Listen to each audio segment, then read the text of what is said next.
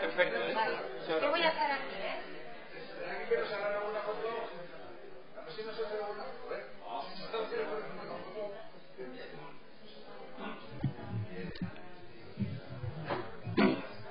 Me puse para que...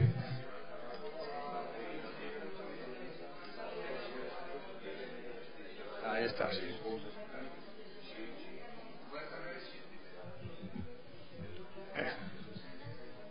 Repetimos, buenas tardes. Buenas tardes, Matilde. Te saludamos desde esta mesa y te reconocemos el esfuerzo que has dado a venir como representante de la Corporación Municipal. Bienvenida.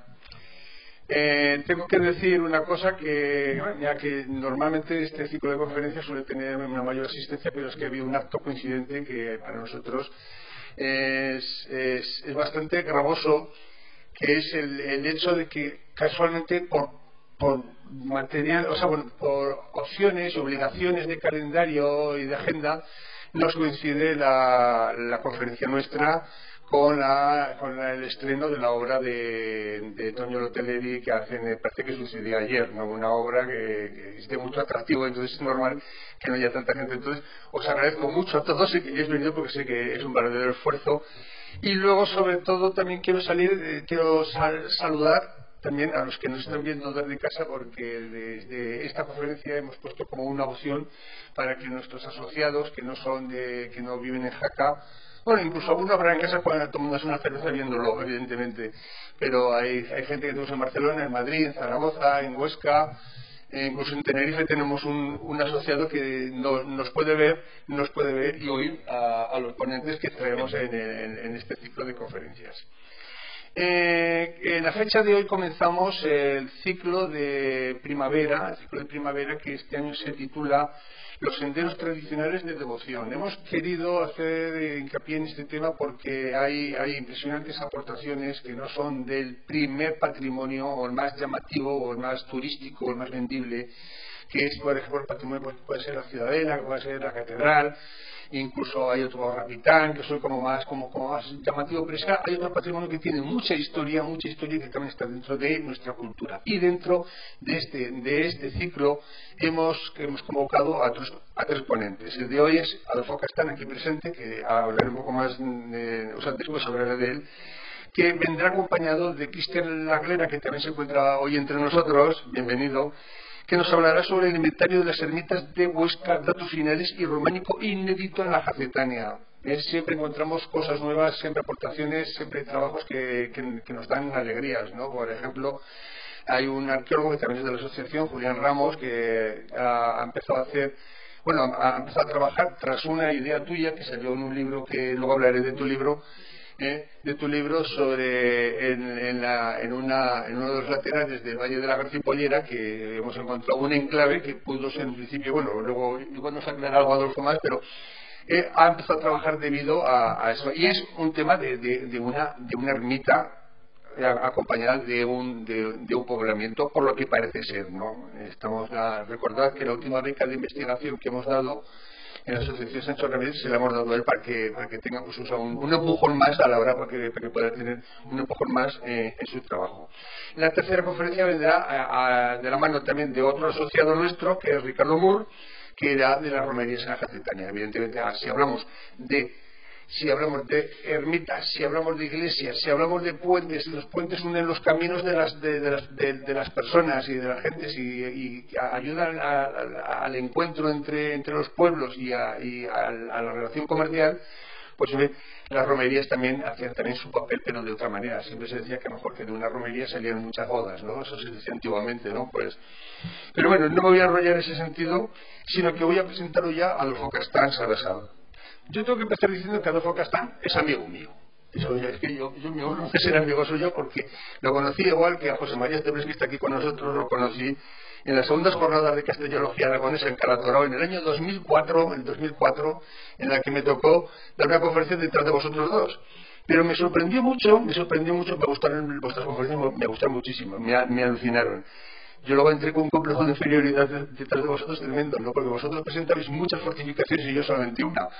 Pero bueno, ese era mi problema. El caso es que Adolfo nos dio una conferencia sobre los castillos medievales aragoneses. Y a mí me sorprendió porque cuánto patrimonio tenemos que yo no conocía y me considero medianamente leído, cuánto patrimonio y me descubriste un mundo, ¿no? Entonces tiempo nos faltó, que me parece que los tiempos que era el entonces presidente era Mariano, que también está aquí presente, Mariano Marcén, y entonces hicimos un ciclo de conferencias que trajimos pues, las de castellología en el año 2007, un poco después, se trajo para aquí la conferencia que fue la primera vez que viniste a dar conferencias acá, ¿no? Esto, debo reconocer también, solamente voy a hablar de dos libros tuyos, porque tienes muchos más, y colaboraciones con otros autores, pero hay un libro que me pareció a mí determinante para el conocimiento de las fortificaciones de la provincia de Huesca, que lo publicaste también en el año 2004, gracias a la ayuda del Diario del Alto Aragón, que se titula Castillos medievales aragoneses. Perdón, Torres y Castillos del Alto Aragón. Torres que tiene más de 500 páginas y es una relación impresionante de todo lo que tenemos en la provincia.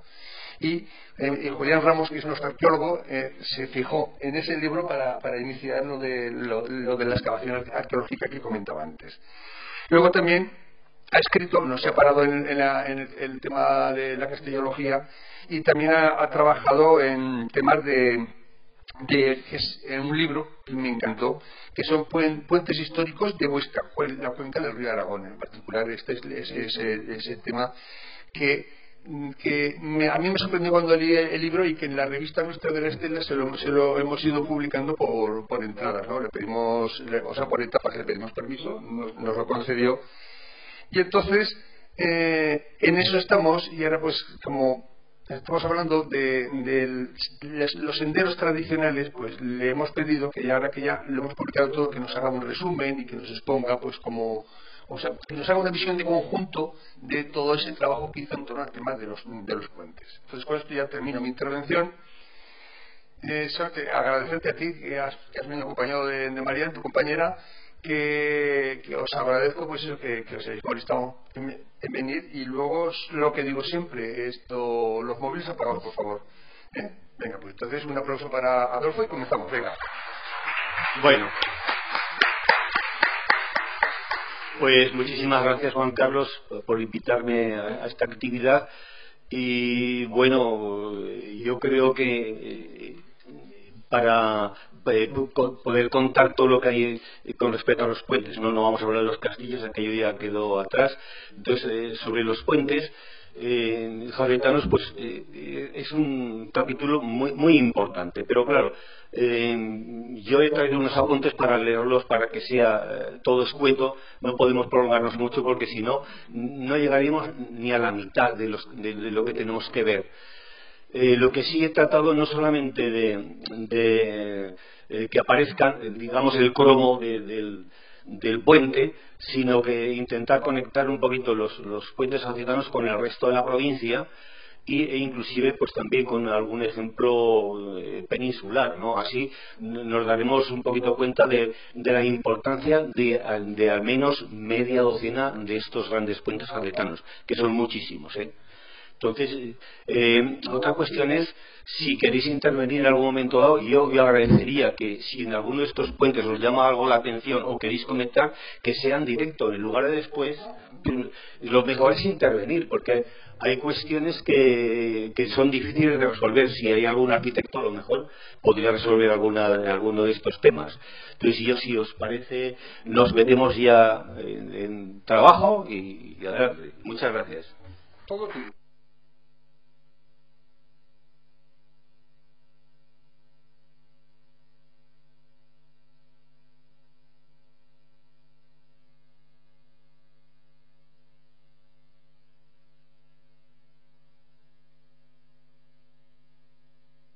Sí, ya lo vamos a ir. Bueno, como una pequeña introducción, es que cuando comencé a preparar la charla, mi idea era transmitir lo que en su día vi en cuanto a arquitectura portuaria aquí en Jadetania.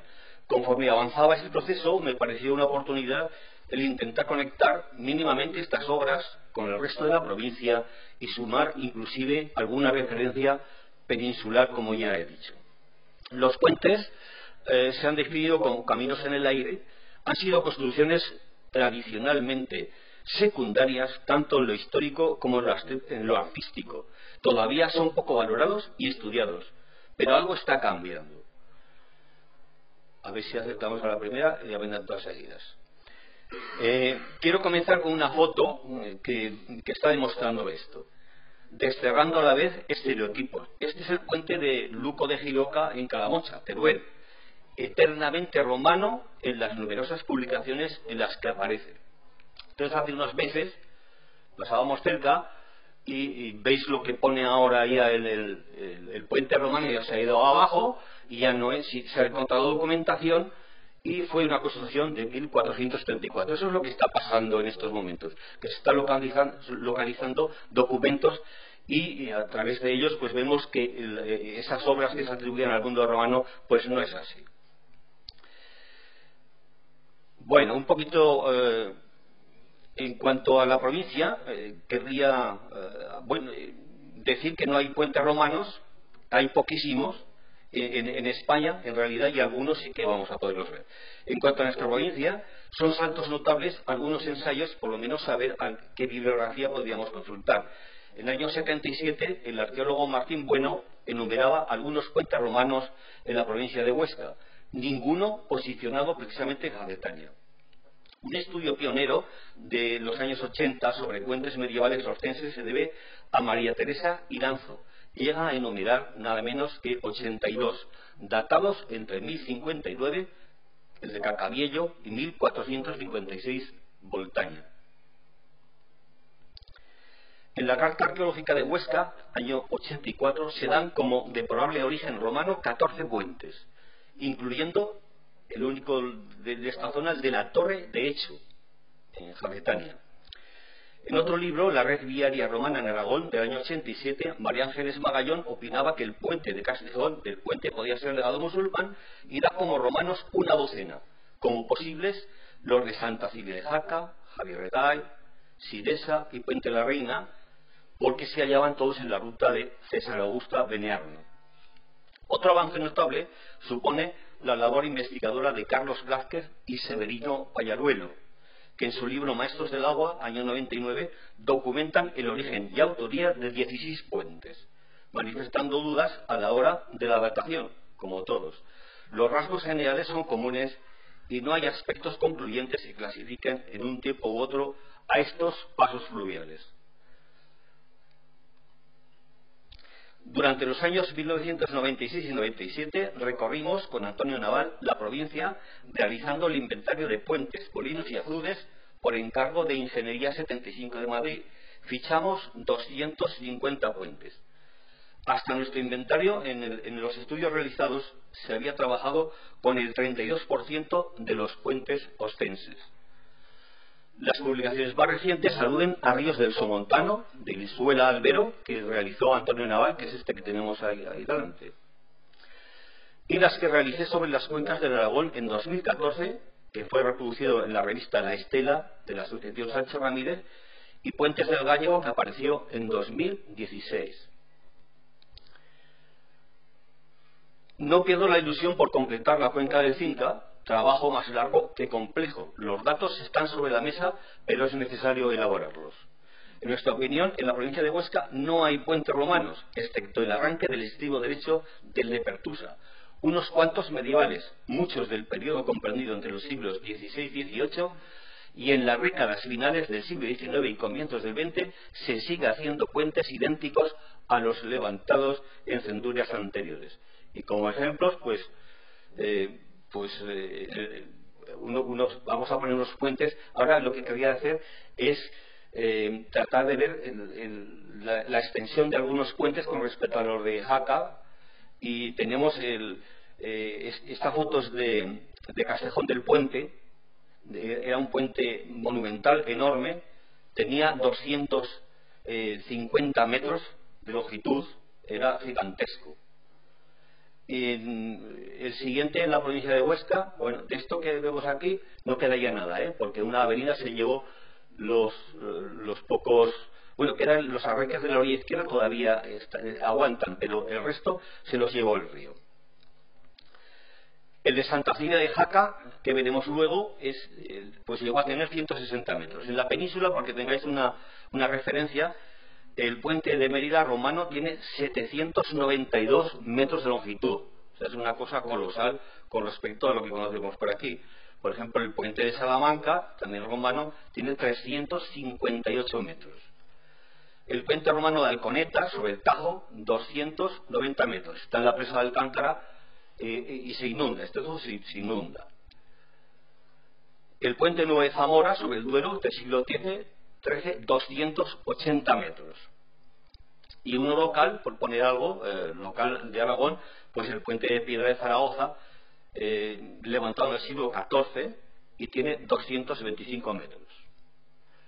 Otra curiosidad interesante es que el arco mayor en la península es el de San Martín en Toledo, con 40 metros. Fue volteado en 1390. Ese es el arco central.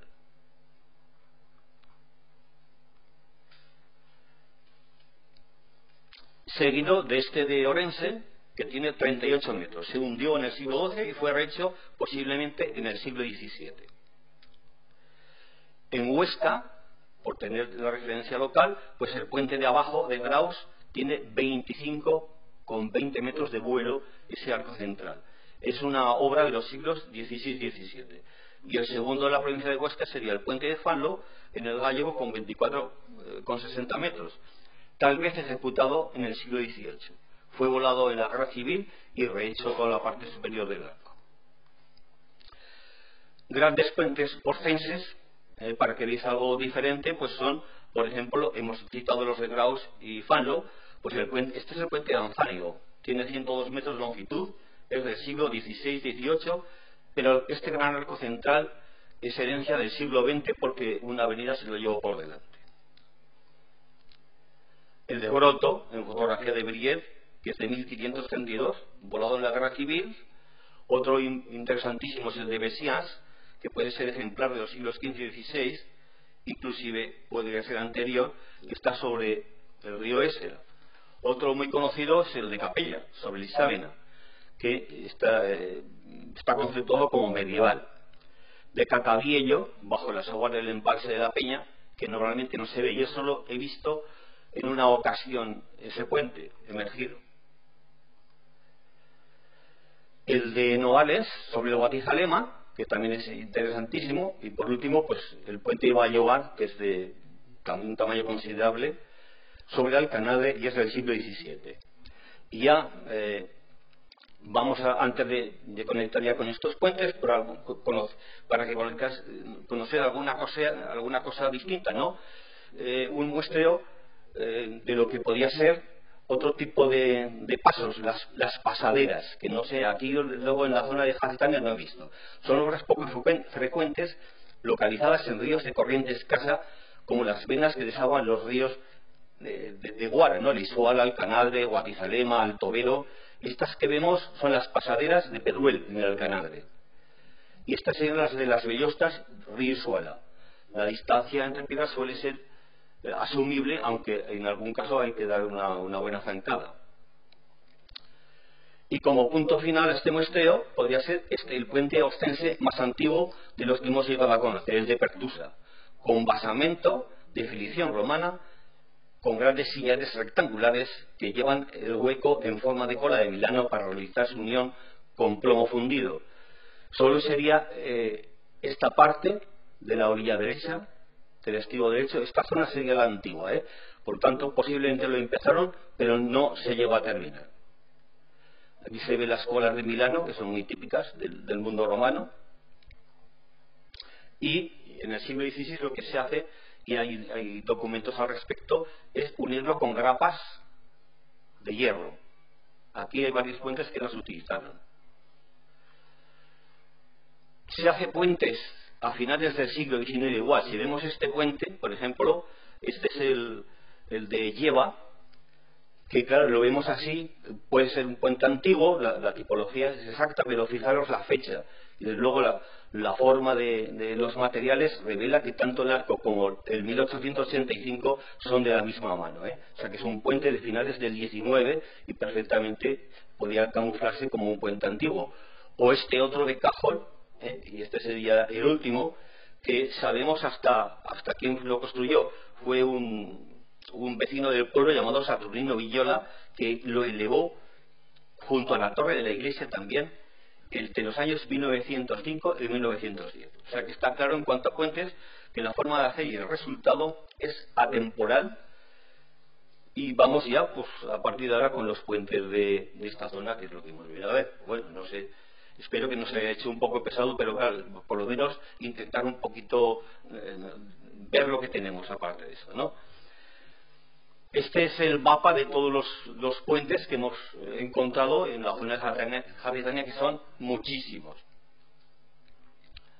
El primero que localizaríamos sería el puente nuevo de Santa Cristina, a la altura de Candanchú. Bueno, porque ese puente está bajo las ruinas del Hospital de Santa Cristina, un monasterio que se fundó en el 11 con la misión de ayudar a peregrinos y viajeros que cruzaban el territorio. No hay más que datos documentales, pero si se sigue excavando, posiblemente se encontrarán los cimientos de ese puente. El siguiente puente sería el Castellar, que también está debajo de este nuevo. Esto está ya debajo del castillo de Candanchú, entre Candanchú y Rioseta. Se cita este puente en el siglo XII-XIII. A pesar de la evidente modernidad de estos sillares, que son sillería almohadillada del Mopu, y en la orilla izquierda emergen bloques de mampostería que son antiguos. Puentes de Col de Ladrones, ahí hay dos. Vamos a ver primero la parte de arriba, el puente de Col de Ladrones, y luego la pasarela, que tampoco son elementos, pues no tienen la relevancia de los que veremos después, ¿no? El puente de Col de Ladrones está aquí del fuerte, y en la fototeca de la Diputación Provincial de Huesca había dos imágenes de este puente, una en fase de construcción y la segunda con la obra concluida. Esto más importante porque así nos hacemos una idea de cómo se montaba la cimbra de madera para apoyar los arcos.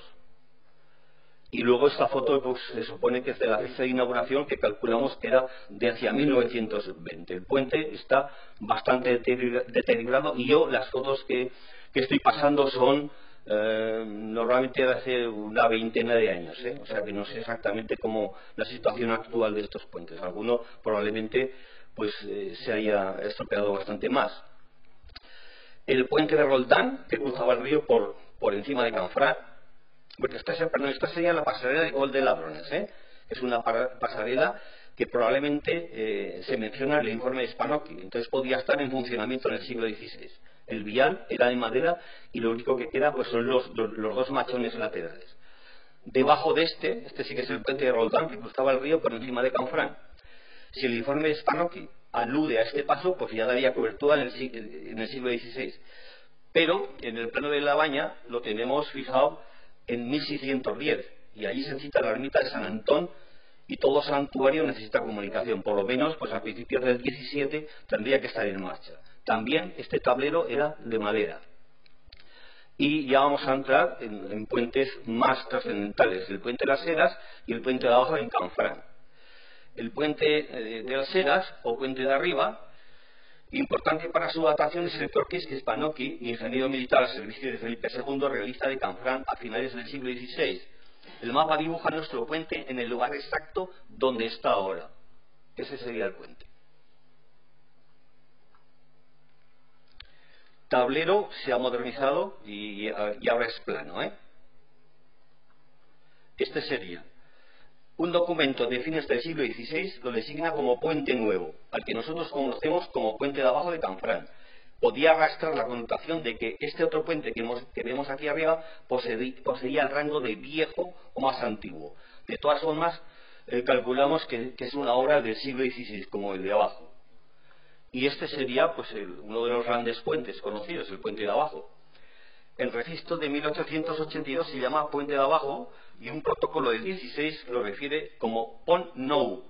En bibliografía, distintos nombres: peregrinos, cementerio. Son huellas relacionadas con el montaje de la cimbra, dos mechinales en el estribo izquierdo junto a una ménsula. En el lado opuesto, que es el que vemos, perduran dos ménsulas, fórmula utilizada en los puentes de La Grana y San Miguel de Jaca. Sus artífices arreglaron un segundo arco en la orilla derecha para canalizar una acequia de riego, que ahora está taponada, sería esta. El pretil conserva un escudito muy importante, es trascendente por el texto. Ramón me fecit y no se lee muy bien, pero bueno, 1599. Eso es lo que nos dice este escudito. Pero resulta que cuando en 1553 se hace cargo el cantero Juan de Albistur de la sustitución en Villanueva de un paso de madera por piedra, se pone como modelo el arco del puente de abajo de Canfrán. Obviamente en 1553 estaba entero este puente. Hace un tiempo Manuel Gómez de Valenzuela publicaba una capitulación firmada en 1599 para la construcción de este puente, que ha derribado, decía, una avenida del río Aragón. Los jurados de Canfrán concertaron con el cantero Ramón de Argelas la reedificación del puente nuevo en 3 meses.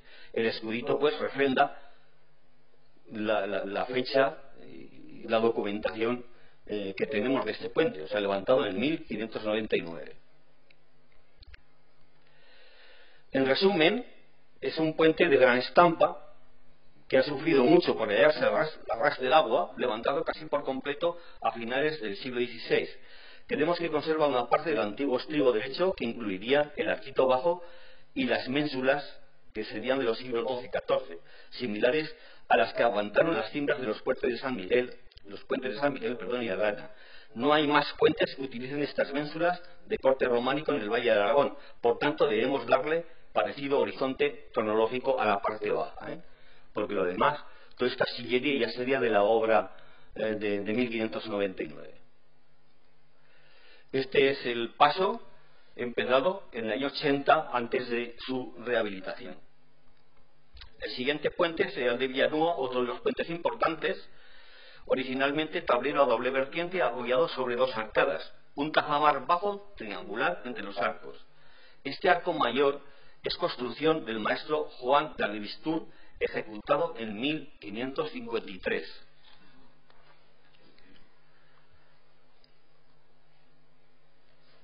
El arco principal despliega 19,50 metros de luz, iniciando su periplo justo por encima de esta rara línea de impostas que vemos aquí, de paso, que hemos anotado también en el arranque del arco izquierdo del puente de San Miguel de Jaca. Para curvar el arranque del arrojo se esculpe el segmento de arco en el extremo de las piezas que duermen en posición horizontal. Aquí se ve un poquito lo que es el dibujo y lo que tratamos de decir, ¿no? Estas dovelas son radiales, pero estas no. Este es el semicírculo o el arco rebajado, se esculpe directamente sobre un sillar en horizontal. Esto es algo muy peculiar del siglo XVI. Entonces, además de comunicar, el puente además de comunicar a la localidad de Villanueva, era paso general del valle. Por ello, en 1533, el concejo de Canfrán, cuya vida dependía del tráfico comercial, contrató a los carpinteros Juan de Clavaría y Sebastián de Esporrín para la reconstrucción en madera de un puente de piedra situado en Villanueva, que había destruido una crecida 10 años atrás. 20 años después, año 1553, la Diputación del Reino encargó a Juan de Albistur la sustitución del tablero de madera por uno de tan buena cantería como la del puente de abajo de Canfrán, y del cantero vasco Albistur debió de ser este arco principal que ha llegado al siglo XXI. La forma de trabajar el arranque del arco es peculiar, compartido con los puentes de Embún, del Diablo de Olvena o el de la Albarda de Alquézar, que es el que vemos, que creo que se ve con bastante claridad cómo estas hiladas iniciales del arco son horizontales y cómo se esculpe el arco hasta llegar a la forma radial de la parte superior. Pues es una forma peculiar del siglo XVI. Entre los documentos manejados por Valenzuela hay uno clave porque acompaña la traza del puente que se va a realizar en el año 1565 por el picapedreo Juan de Barrabica sobre el río Gallego en el Valle de Tena. El apunte nos revela que los arranques del arco debían formatearse. Vamos a dejarlo primero que se vea. Ese sería el del Embún. Los arranques del arco, dice, debían formatearse en los sillares horizontales del estribo, tal como lo vemos en Villanúa, en Boon, Olvena y Alquézar. En consecuencia fue modelo válido durante el siglo XVI. Resumiendo, sería que el ojo grande de Villanueva se deba a las manos de Juan del Bistur y es de 1553. El pequeño se añade posteriormente. Y hemos encontrado otro refrendo, que es el puente de Embún, sobre el Aragón-Suberdán, afluente del Aragón. Lomo originario a dos vertientes apeadas en tres arcadas. La del costado derecho es semicircular, la central apuntada y la izquierda semicircular. Los tajamares son triangulares en pilas intermedias y subían hasta arriba del tablero, ahora ya horizontalizado como todos. Se conserva un protocolo notarial de 1591 donde el concejo de Embún, atendiendo a la necesidad que el dicho concejo tiene de hacer la puente, dan a hacer la dicha puente a Marzal Blatiñac, maestre Juan de San Martín y Pablo Frañac, canteros naturales del Reino de Francia. Y aquí vemos cómo comienza la forma de aparejar el arco central, comienza de esa manera, ¿verdad? Pero aquí ya vemos que es radial, porque es posterior, este arco es posterior. Bueno, pues este puente conserva la parte de la documentación que está en la población, conserva esta placa, que es interesantísima, ¿no? Una placa donde, en el muro de aguas abajo, donde un año después del documento, pues guarda la memoria de su construcción, y efectivamente el documento hablaba de Pablo Frañac, y aquí tenemos a Pablo Frañac 1592. O sea, el documento es del 91 y se terminó en el año 92. Otros puentes, vamos a seguir ya el cauce del río, el puente de Cenarbe, que pues no tiene mucha trascendencia, no tiene rasgos, pero bueno, es una pasarela sin más, solamente por conocerlo. Otro encima de Castillo de Jaca, el puente alto, y de aquí pasaríamos al puente de Castillo de Jaca, que ya era también bastante importante. Era posiblemente de tres arcadas, pero solo conocemos la primera de la orilla derecha, de 13,1 metros de luz, que va del estribo y se desplaza hasta el primer pilar. En los años 1990 solo afloraba el trecho superior del estribo derecho con el arranque del arco. En el verano de 2009 se realizó una excavación que desescombró el estribo y localizó el primer pilar. Una gran avenida de hace poco se llevó todo lo que estamos viendo. O sea, toda la excavación se limpió, se sacó, se sumó, y una avenida lo arrastró todo y ahora no queda absolutamente nada. Estos son los restos que habían emergido. María Teresa Iranzo relacionó los vestigios del estribo con el conde Sancho Galíndez, que había comenzado la construcción de un puente y no estaba terminado a la hora de testar, encomendándolo al beneficiario de los bienes que designase la mitad de las rentas de la donación para culminar los trabajos. El momento aportado por esta autora es durante el reinado de Sánchez Ramírez, 1063-64-94. En principio hay razones para afirmar que el aparejo sea de ritmo románico, antiguo, más o menos del siglo XI, podría ser siglos XI-XII. Por ejemplo, la torre y paz de Jaca, que consideramos del XI, combina hiladas de la misma manera que el pilar de Castillo, estrechas en la zona baja y el esquince más alto, con tendencia al cuadrado en la zona media del muro. Pero ahora bien, Gómez de Valenzuela nos hace saber que en el siglo XVI se estaba alzando un puente en Castillo, confiado al cantero Manuel La Sala. Queremos este gran trascendencia a reflexionar sobre qué comunicaba este puente, o era uno más en el camino real, por tanto daba paso a la ruta que desde la frontera llegaba a Castillo, allí cruzaba el Aragón y seguía por la orilla izquierda hacia Jaca, o bien servía para dar salida al valle de la Garcipollera buscando la calzada general, que en este caso iría por la orilla derecha. El segundo supuesto justificaría la inversión del conde Sancho para dar salida perdón,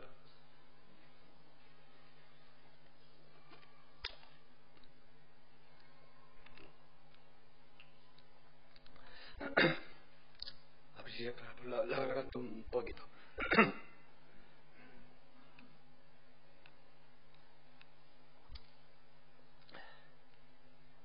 Bueno, yo creo que ya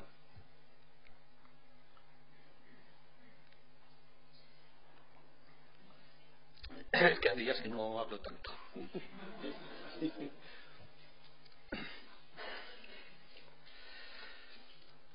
Vale, muchas gracias. Bueno, entonces el tema sería este, ¿no? Que hay unos puentes que no sabemos bien si dan salida a la Galipollera o dan salida a Castillo y van por la orilla izquierda. Ese sería el problema, que lo vamos a ver después en un puente importantísimo. Allí había otro puente en esa zona, que era el puente de Santa Juliana, en el Ijuez. Oye, pues tengo que ir otro poquito ahí, perdonar la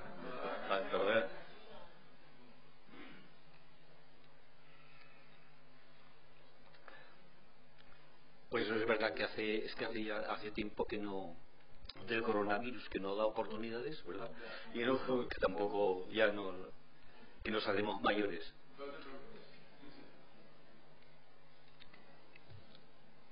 Bueno, aquí estaría un puente que se llamaba Santa Juliana, del que no queda nada, pero Blázquez y Cañaruelo lo reseñan como construcción del caballero Sancho Abarca en 1592-96. Bueno, pues este sería el puente que podría salir a la Garcipollera y conectar con lo que va a ir hacia abajo. Y ahora vamos a entrar ya, yo creo que en el puente más importante de la Gadetaña, es el puente de las Garajas. A mi modo de ver, es el puente más importante. Emplazado aguas arriba de Jaca, al lado de la carretera 330, ¿no? Vale, pues muchas gracias. Ya se pasará, ¿eh? Aunque rehecho, el puente de tres ojos que nos ha regalado el medievo no es muy diferente de cómo se diseñó.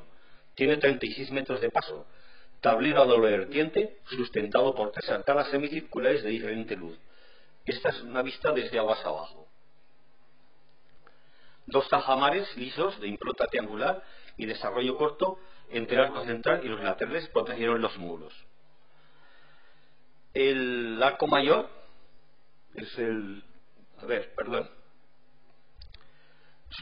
sus artífices, siguiendo modelos romanos, decidieron ahuecar, esto es importante, los paramentos, estos dos agujeritos, abriendo dos arquillos de aligeramiento entre el arco principal y los laterales, algo que es verdaderamente excepcional. Lo habitual era un arco por tímpano. El mayor, que es el número 2, tiene 2,50 metros de luz, enmarcado por dovelas regulares. Está completo y sus embocaduras asoman por ambas caras. El más pequeño es el número 1, solamente se detecta por el frente de aguas abajo. Esta foto sería el vano mayor del de aguas arriba, aunque posiblemente tuviera un poco más de desarrollo que el que he ejecutado en el dibujo. Es una fotografía realizada por De las Heras, antigua de este puente, y ahí se siguen viendo los dos vanos cegados. Ahí está uno, el grande, y ahí el pequeñito. Estos huecos pues son legado antiguo. Así son los vanos de aligeramiento del puente romano de Mérida, que también los posee pues el puente de la Reina sobre el río Arga, atribuido a la reina Muniadona de Castilla, esposa de Sancho el Mayor. Sería un puente del siglo XI. También estos vanos de aligeramiento copian los romanos, pero van evolucionando. Pues lo vemos, por ejemplo, en este puente de Pamplona sobre el río Arga, que es la Magdalena. Por ahí pasa el Camino de Santiago. Otros puentes importantes, por citarlos, hay otros muchos, pero entre los importantes de la península, pues tenemos el de Besalú, Gerona, sobre el río Fluvià, que se cita en 1075. Y lo he visto también, por ejemplo, en el castillo del Cráneo de los Caballeros en Siria, que esto es una construcción de los siglos XII-XIII, invariablemente. Aquí sí que no hay duda. También se puede ver en un puente interesantísimo como el de Cangas de Onís, ¿no? Este está sobre el río Sella y dan la fecha de construcción entre 1311 y 1350 por Alfonso XI de Castilla.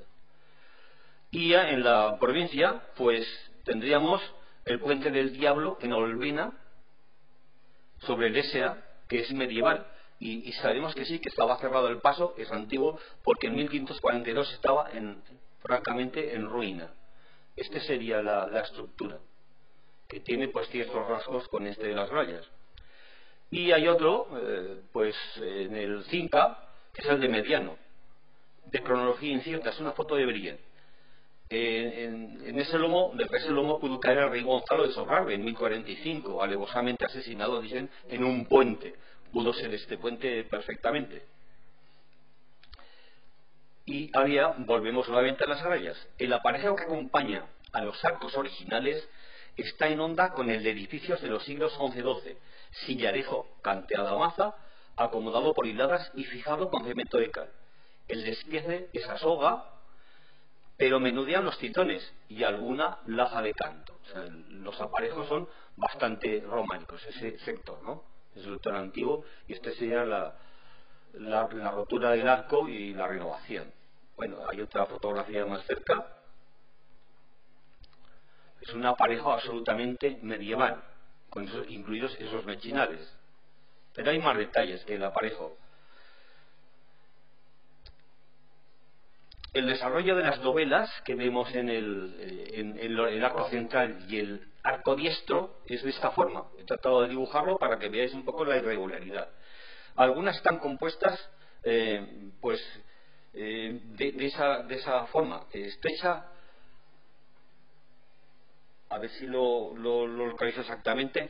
Bueno, sucesión de piedras grandes, planas y rectangulares y bien alisadas, seguidas de otras colocadas de canto. El más evidente es en este arco occidental que en el central. Esta alternancia, que podemos denominar en cierto modo soga-quizón, en tramos de vano principal y en la rosca del arco diestro, permite incrustar dientes en la cinta y así fortalece las cantoneras. Bueno, este sería el arco diestro del puente de las Rajas. Esta forma de aparejar podemos observarla en inmuebles románicos de la Jacetania, por ejemplo la portada de Caniás. Dovelas grandes y pequeñas. Pero también en las de Lerés, Huerta Lobo, Tayuela, también en Sobrarbe, por ejemplo la iglesia de la Vileta, que es la imagen, o Santa María de Nerín, quizá en esta se ve mejor el despiece, ¿no? Más pequeño, más grande, es algo habitual en edificios románicos, ¿eh? También en la portada de Ainsa, la colegiata, aquí sí que se ve el despiece bastante claro. Villamana, este sería exactamente igual, que es los entrantes y salientes de las piezas de este despiece.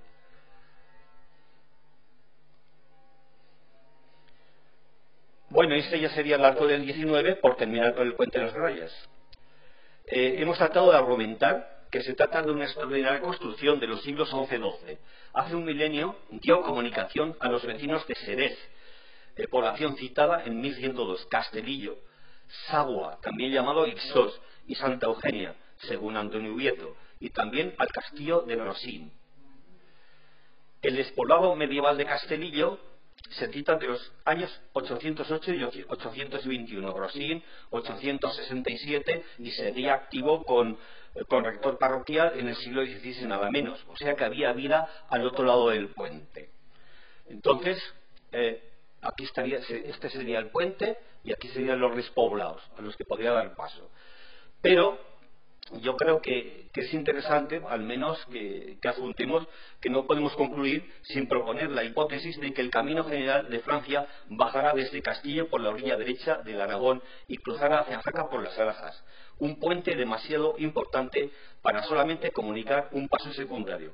Esta ruta explicaría también la construcción del puente de Castiello, que el conde Sancho realizó para dar salida a la Racipollera hacia el otro lado del río, por donde discurriría la ruta principal. Eso implicaría que, claro, que el camino de Santiago, que ahora va por la orilla en este tramo desde el puente, más o menos desde esta zona, desde aquí, que va por la orilla izquierda, pues debería de ir, teóricamente, con este tipo de puente, tendría que ir por la orilla derecha. Pero bueno, pues eso es simplemente hipotético. Pero bueno, yo he tratado de decir, por lo menos de transmitir, de que veáis que es un puente clave, importantísimo, y que hay que darle relevancia y que hay que poner ahí carteles informativos y hay que cuidarlo. Bueno, por lo menos vamos a intentar llegar, a ver si podemos llegar hasta...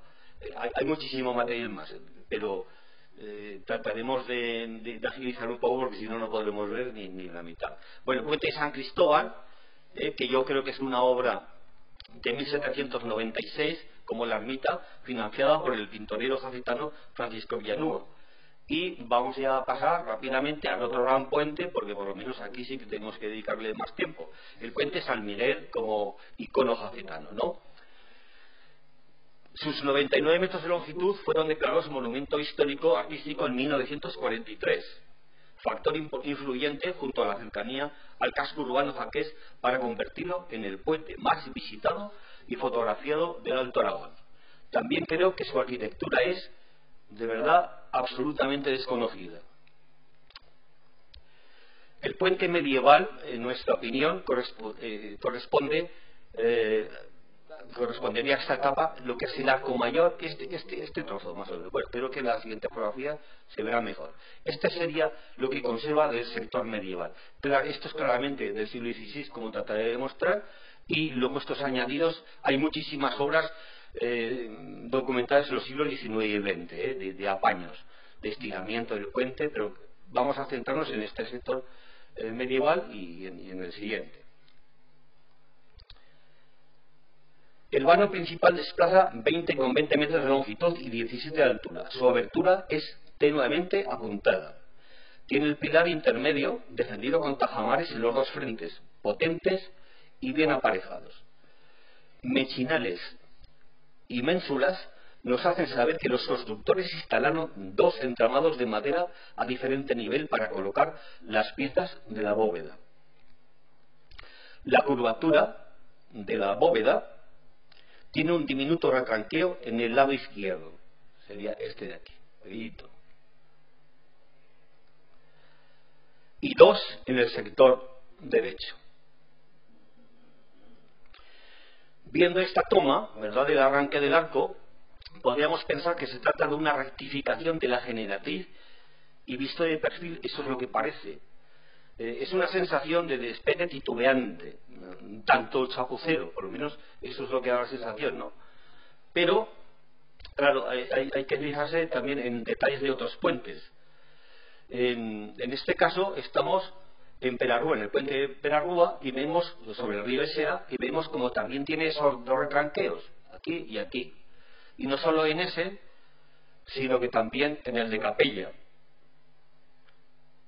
sobre el Isábena, y también Olvena, Verdún y otros puentes más. Por tanto, parece intencionado y posiblemente dirigido al fortalecimiento del ateo del arco, pues no encontramos otra razón que a lo mejor la podría tener.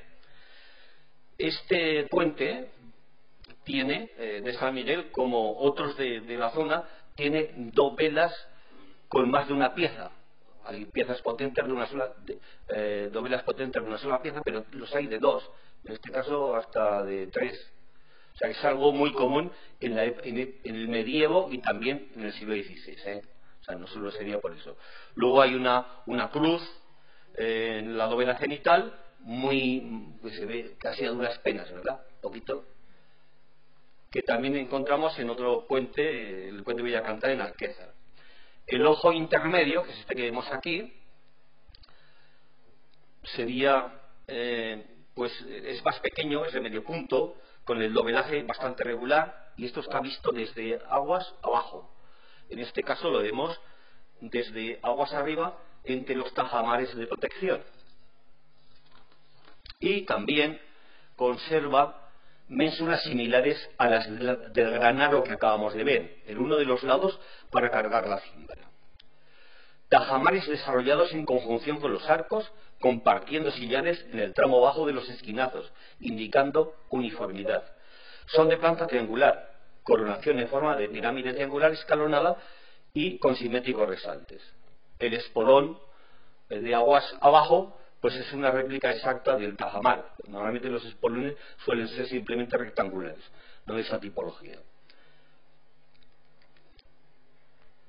El tercer aro, la perspectiva actual nos dice que es anómala, la enorme masa del muro apeada sobre el arco central y que el arco del extremo final tenga mayor desarrollo que el anterior. Es una arquitectura absolutamente antinatural, no es de ninguna lógica. Si volvieran los romanos y vieran esto, no sé cómo lo harían a todos, ¿no? Entonces es clarísimamente que eso es posterior. El tercer arco pues es diferente planeado para suavizar la pendiente que bajaba hacia el este. Las dovelas son dispares y el trasdos de la embocadura irregular. Lo estimamos añadido en el siglo XVI por su imposta y por las marcas de cantero. A pesar del alargue, la pendiente sigue siendo excesiva, aunque solamente es lugar de paso para no circulan vehículos. Bueno, tiene este arco tercero, de la derecha una ruda imposta, parcialmente conservada bajo los mechinares del Estiva Oriental. Podría servir como importante elemento de datación, pues en el Valle del Aragón solo lo tiene el gran arco del puente de Villanueva, que ya hemos visto, y que era construcción de 1553 de Juan de Albistur. Es exactamente la misma, sería este tipo de imposta. Pero también aparece un segundo elemento que entra en juego, que son las máscaras de cantero. Durante el medievo y el Renacimiento, numerosas construcciones ostenses utilizaron piedras en las que los canteros estamparon signos cuyo significado se sigue discutiendo. Han pasado inadvertidas las que hemos observado en el ojo izquierdo del puente de San Miguel. El elenco se reduce a 9 signos: un 2, una S, con las curvas al revés, hasta 6 veces se repite una hoz y 2 geometrías curvas que bien pueden ser intentos de plasmar hoces. Estas serían las fotografías de las marcas. Aquí creo que se ven, por lo menos un poquito se veían las hoces. Entre los centenares de signos en piedra del Alto Aragón no hemos localizado ninguna hoz. Eso es lo curioso. Repito la anterior. Estas hoces no aparecen y he intentado entrar por internet a ver si en algún lugar de España aparece una hoz y en ninguno. Por lo tanto, pues igual lo que yo interpreto como una hoz pues no lo es. Igual es otra cosa. No lo sé. Entre los centenares de signos de piedra del Aragón no hemos localizado ninguna hoz. La S con las curvas al revés es común entre los siglos XI y XVI. Por ejemplo, la única marca que hemos hallado en el puente de Santa Cilia de Jaca es ese tipo, y también aparece entre las abundantes del puente de Martés-Verdún, construido en el siglo XVI. Si en lugar de una S se quiso representar un 2, resulta frecuente en templos del gótico aragonés de la provincia de Huesca. Bueno, marcas del puente de Verdún, por si no llegamos a verlo, estas son todas las marcas que localizamos en el puente de Verdún. Montones, pero ninguna de ellas aparece reflejar, excepto la S, tendría relación con las que tenemos aquí en San Miguel. Es muy claro que, concluido el tercer arco, todo el puente se recreció y se prolongó por el este, donde se aprecian 3 aparejos diferentes, fruto de muchas intervenciones. En aquellos años, yo hablo siempre, ya digo, de muchos años, se clavaron unos paneles informativos. Este es el que había allí, desconozco si todavía está, esto estaba, y al lado había otro donde daba cronología única al puente en el siglo XV, la misma que suele verse en casi todas las descripciones turísticas y textos que aludan a este puente. Yo traté de localizar a través de algunos de estos autores la fecha de construcción en el siglo XV, en qué la documentaban, pero no me sirvieron ningún tipo de documentación, sino que es aceptado ya por, pues no sé, supongo que porque sí, que es del siglo XV y ya era siglo XV. Entonces yo creo que no lo es y ya está. Todo es discutible, ¿no? Claro. Entonces lo que sí que se puede ver es que el puente no es unitario, está clarísimo, y que creo que ayudan los aparejos a encasillarlo como obra medieval anterior al siglo XV. Eso sería la parte antigua. Entre los paños originarios, la labor de cantería es más esmerada. Está colocado esa soga, también aparece algún tizón como es normal, sillería mediana y pequeña en el tramo bajo de los estribos, tajamares y bóvedas. Los tímpanos crecieron con sillarejo que intercala hiladas muy regulares en cuanto a altura, con otras mucho más finas, en general horizontales, pero a veces con desviaciones. Estas masas muy estrechas y las incurvaciones de las truncadas son bastante comunes en inmuebles religiosos y militares de los siglos XI-XII. Bueno, pues este aparejo es absolutamente muy regular y yo creo que habría que trasladarlo a esa época medieval. sin más.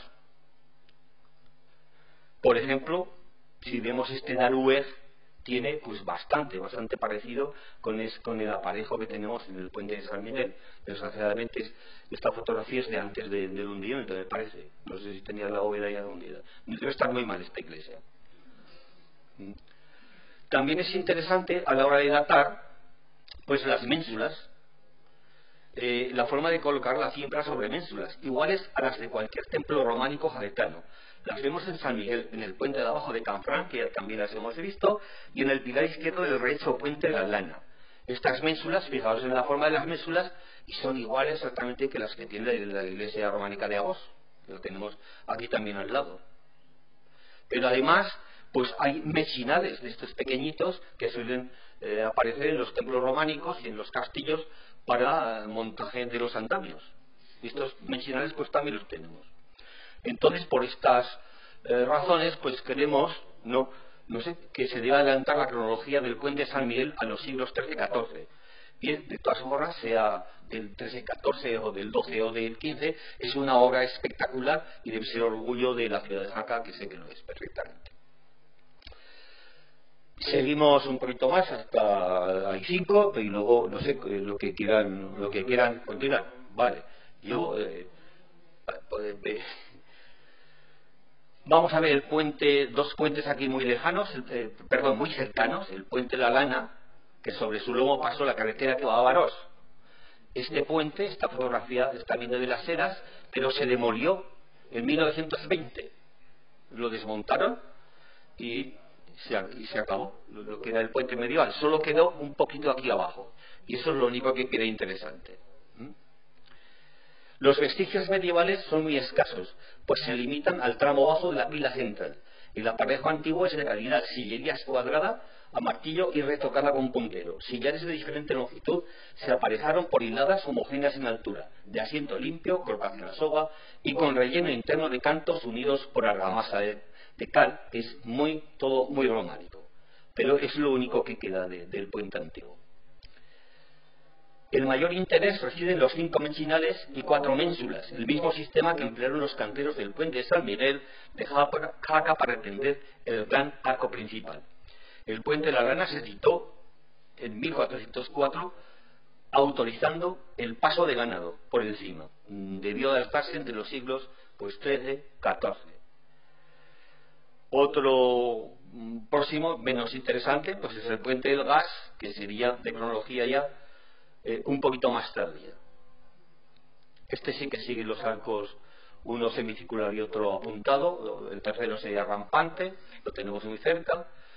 Y otro puente importante, el puente de Santa Cía de Jaca. Calzada plana, apoyada en pilares. La luz media entre 11 y 15 metros. Los tajamares y los espolones, pues en la primera pila posee tajamares triangulares aguas arriba y espolón rectangular abajo. En las otras, 3 tajamar y espolón son de forma triangular. Este sería el croquis de la planta cuando lo vimos en los años 90. En nuestro reconocimiento calculamos entre 160 y 170 metros de desarrollo y al menos 9 pilas. Los 4 pilares más cercanos a la orilla izquierda se conservan en aceptable estado. Los 4 últimos eran desgastados e informes muñones, y entre uno y otro grupo los apoyos habían desaparecido. Aquí. Supongo que las raíces estarían enterradas. Bueno, en 2010 se eliminaron los 4 apoyos septentrionales, todo esto de aquí. Hubo unas obras de nivelación y reordenación de la ribera derecha, no sé si encargadas por el municipio o la confederación. Lo lógico hubiera sido conservar y liberar las raíces de estos arranques para guardarlos, pero en lugar de eso se barrieron, desaparecieron. O sea, uno de los puentes más importantes en cuanto a tamaño, pues eso es lo que queda, ese trocito de aquí. Lo demás desapareció. Pues bueno, falta de sensibilidad a veces. Bueno. Este es el puente, ¿verdad? Lo que tenemos ahora. No hay evidencia de arcadas, pero eso no quiere decir que no las tuvieran. Las pilas no son iguales, son homogéneas y más antiguas por el tipo de aparejo, sillares medianos, forma de planta hexagonal y grado de erosión más lavadas, las pilas 2, 3 y 4. Las de impronta hexagonal son consecuencia de la protección contra tajamares triangulares lisos a proa y a popa, aunque no tenemos la certeza, casi seguro que ascendieron hasta la vía de paso. La primera pila es diferente en corpulencia y diseño, de mayor longitud y anchura, los sillares son más grandes y la planta es distinta, con tajamar triangular aguas arriba y es color rectangular al otro lado.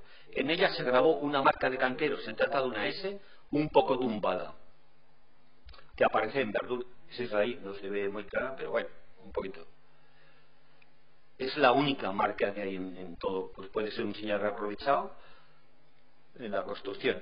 Si seguimos avanzando, Puente la Reina, pues no hay nada que hablar, sí que se documenta el puente de Astorito como población medieval, pero lo que hay ahora pues es de 1890, una placa lo dice. Siguiendo hacia pasado Puente la Reina, pues tendría otro puente importante, el de Verdún, sobre el río Aragón. Está en la carreterita que lleva de Verdún a la Martés. Tiene 138 metros de longitud.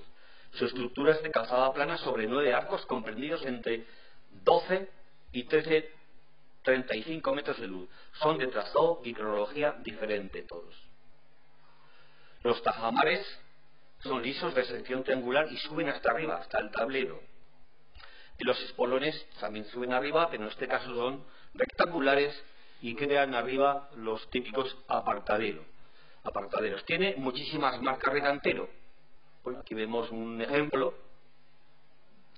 Y esta sería la cronología que le hemos dado. Arcos 3, 4 y 5, 6 se ejecutaron en el siglo XVI. El 1 y 2 son del 18. Y los tres últimos, 7, 8, 9, son producto contemporáneo de fondo de hormigón, de cemento. El arco 6 pertenece al puente del siglo XVI. A mediados del siglo XVI había en pie algunos arcos de piedra, eso lo sabemos por la documentación. O bien estos arcos se corresponden con esos que ya existían, o bien con los reconstruidos por Joan de Urelo en 1582. Estaríamos en el siglo XVI. Hay también estos retranqueos que hemos visto en San Miguel y el elemento homogeneizador que son las marcas de cantero, que están en arcos, bóvedas, solo están en estos pasos, en estos ojos 3, 4, 5 y 6, en los antiguos, en los otros no, por tanto nos están marcando una cronología diferente, ¿no? Hay montones de marcas, Los números van del 0 al 95, posiblemente hay números romanos, algún número romano se puede interpretar como letra, luego hay signos, en fin, eso ya sería cuestión de... Aunque algunos signos son idénticos a los que aparecen en templos románicos, estas marcas de Martés son diferentes a las que plasmaron los maestros medievales. Por otra parte, el siglo XVI es una época en la que se gestan numerosas iglesias en estilo gótico aragonés con frecuentes marcas lapidarias en los sillares que incluyen abundantes números. Las más afines a lo que hemos visto aquí en el puente de Verdún son las parroquiales de Azlor, que es del siglo XVI, pues sabemos el maestro, y esta de Gurustán, que tenemos la fecha, 1558. Vemos como las ciudades están marcadas 2, 2, 2, 3, 3, 3, 3, aquí no hay nada, 4, 4, aquí hay algún 5, algún 6, bueno, están todas las marcas numéricas son muy clásicas del siglo XVI en estas. Por ejemplo, también en Castejón del Puente, ¿ves? Nos aparece este 4 y otras marcas diferentes, también es una iglesia del siglo XVI y sabemos la fecha, 1558-1570. Las reformas posteriores de este puente pues son los ojos 1 y 2 que están levantados en el siglo XVIII y sabemos quién los hizo, el cantero Juan Cristóbal Serrate. Y ya pasaríamos, bueno, nos hemos hecho hoy 7, yo creo que deberíamos de intentar dejar un poquito de tiempo para que no se queden algunos, porque ya yo creo que trascendentales puentes importantes pues ya no quedarían, así como los que nos hemos visto. Oye, y si pues nos sale alguna cosita de la discusión que podamos, discusión amigable. Pues,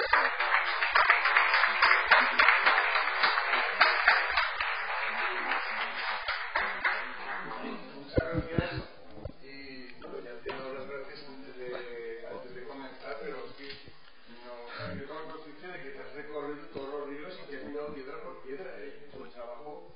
Y luego, no sé, hemos recordado lo que es un tajamar, lo que es un espolón, lo que es una echinar, lo que es una ménsula.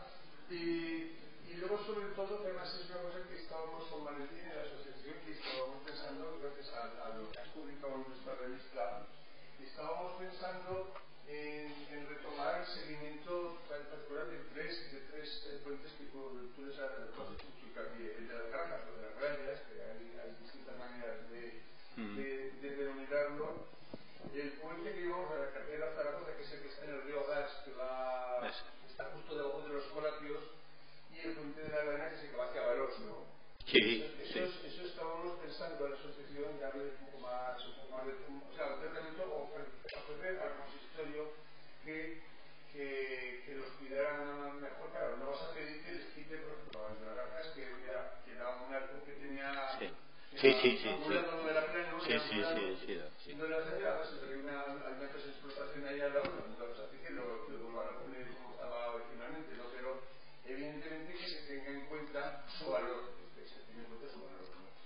Es una idea que tenemos y que no sé hasta dónde llegaremos, porque para el caso que nos hacen, entonces, sí, ¿queréis alguna pregunta?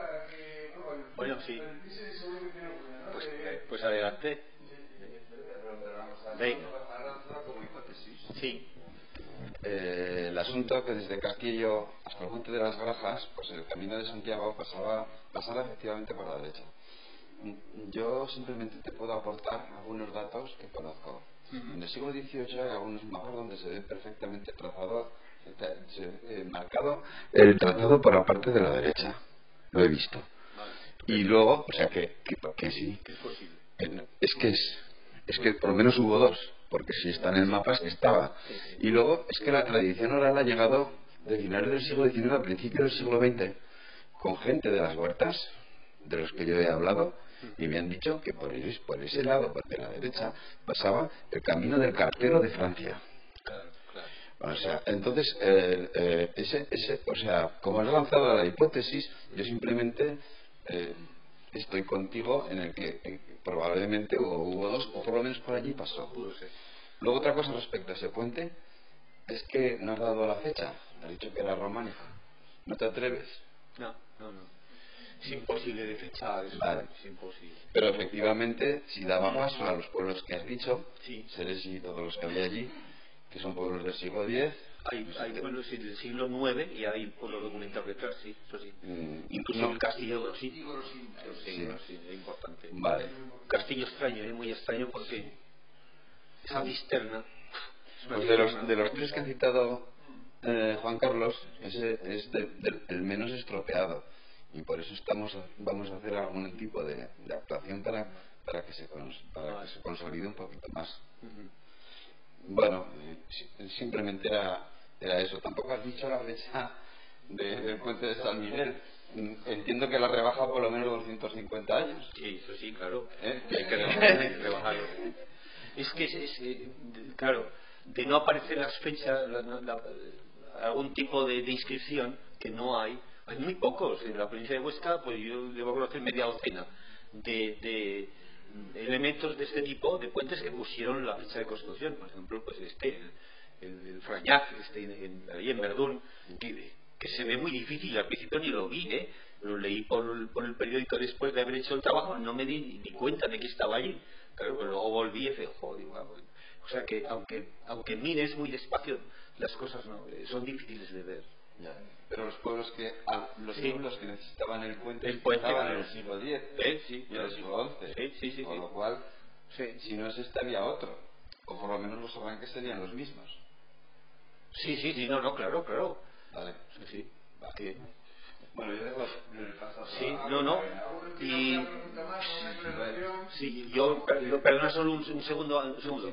Es que hay el tema de que pase por la orilla derecha, es que no sé si he sabido acertar en decir lo del puente de Castillo. El puente de Castillo, yo no sé, hay que dudar de Castillo. ¿Salía de Castillo hacia el sur o era para entrar a Castillo? Entonces, en función de eso, es importante saber si es entrada, es que daba paso hacia el puente de las Rayas, pero si es salida, es al revés. Entonces, claro, hay que jugar con lo que hay arriba también, no solo con la gravedad. Parece ser que el hecho de que el ojo del puente San Miguel sea apuntado, sí, ya le encasquete en la terminología casi, no, sí, gótica, claro. No necesariamente ha sido así, no, porque sea. no. Pues habrá que rectificar eso y bajarlo. Sí, que sí, ¿ves? Encantado, sí que sí. Sí, en primer lugar felicitar al ponente por la espectacular y sobre todo el rigor y el trabajo brutal de documentación que ha hecho y que esto solamente es un resumen de lo que nos ha hecho, porque sé que es mucho más largo. Yo, como soy una persona absolutamente vega en estos temas, quería hacerle dos preguntas.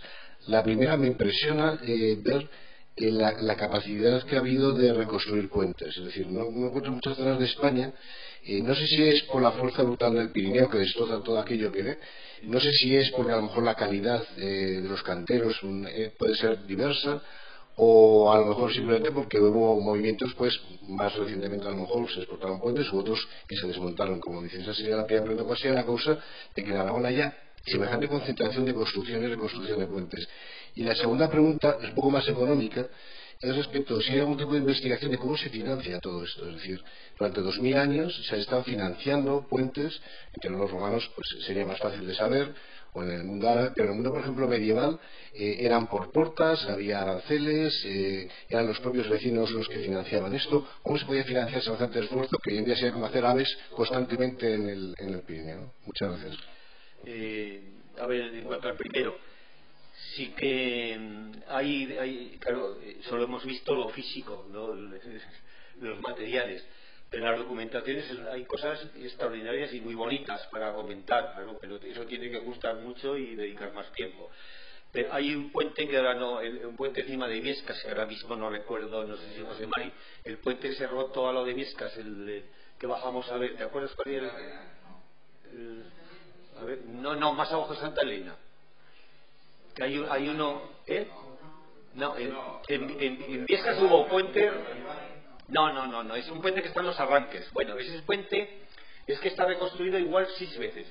Pero en los documentos hay uno curiosísimo porque lo hacen y al cabo de 2 o 3 años pues se lo había llevado el agua y lo vuelven a hacer. Y entonces dice en el documento pero que lo hagan tan fuerte que sea eterno, más o menos con estas palabras.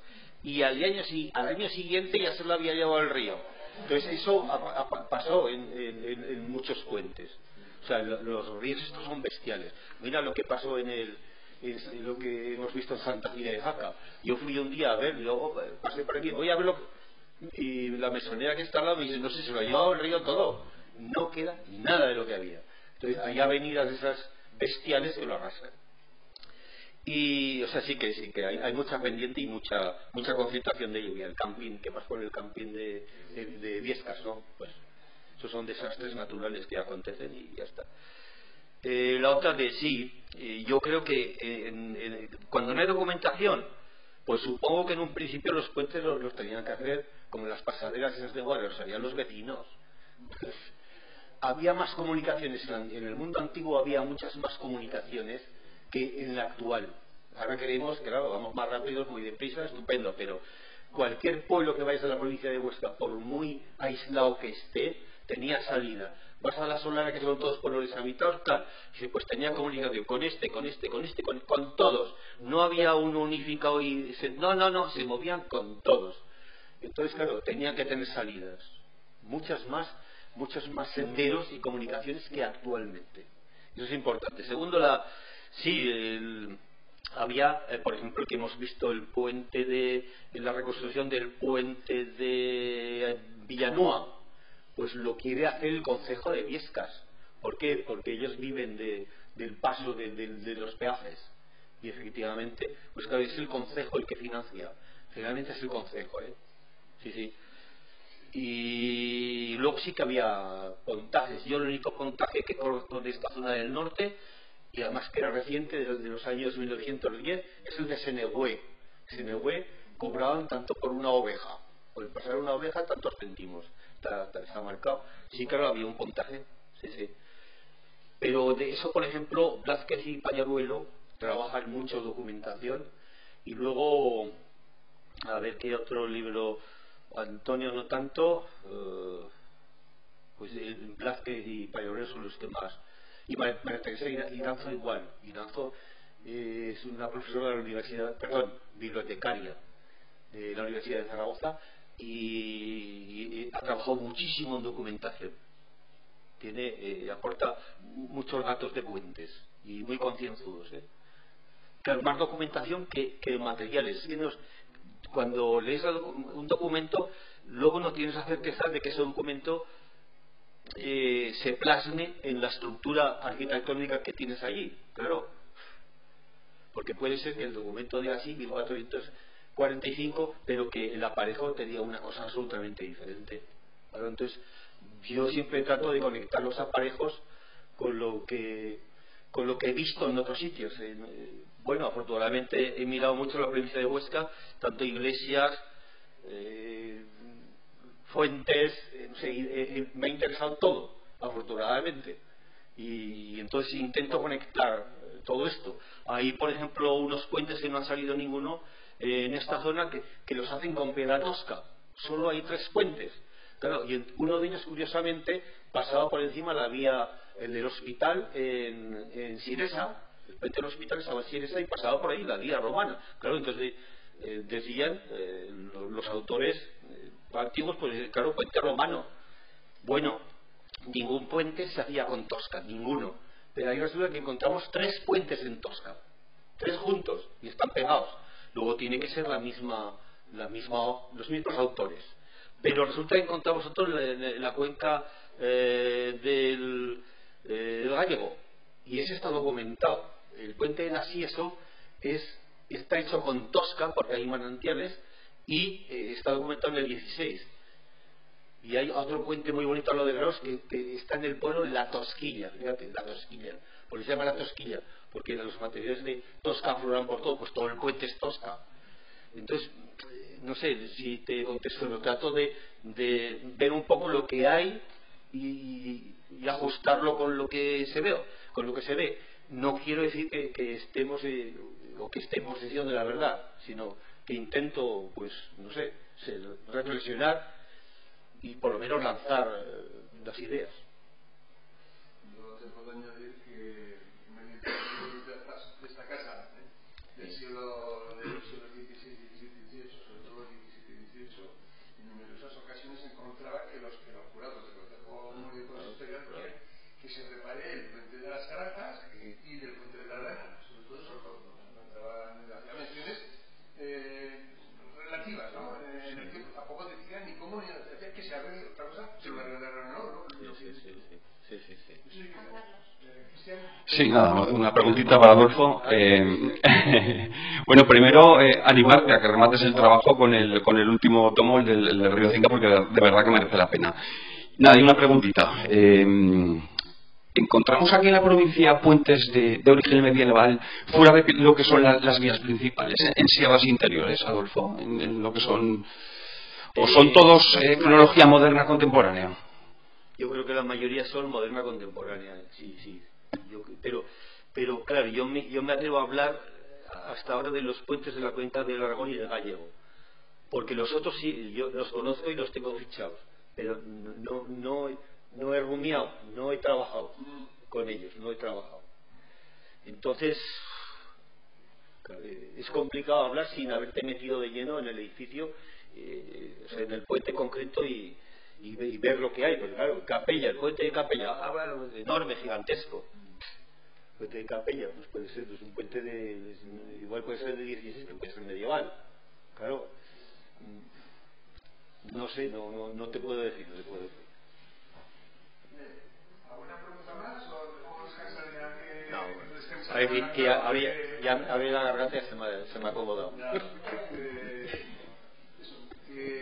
vez más, muchas gracias por tu tiempo, por tu dedicación y por tu esfuerzo. Es nuestro esfuerzo, venga.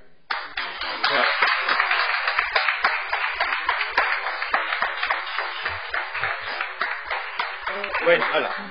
Os emplazo a la semana que viene, que Cristian, que ahora que no sé que es el profesor de una pregunta, ese que nos contará muchas cosas sobre las servicios y sobre todo novedades. Venga, vamos a hacer esto.